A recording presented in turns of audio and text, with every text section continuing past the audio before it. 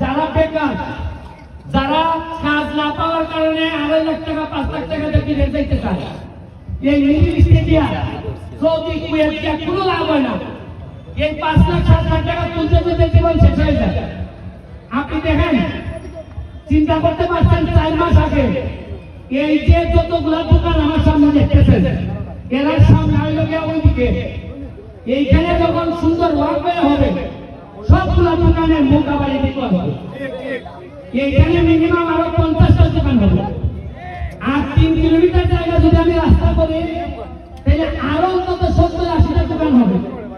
এর মানে আরো 70-80টা ব্যবসার ব্যবস্থা হবে। আমি বাইরে থেকে পর্যটক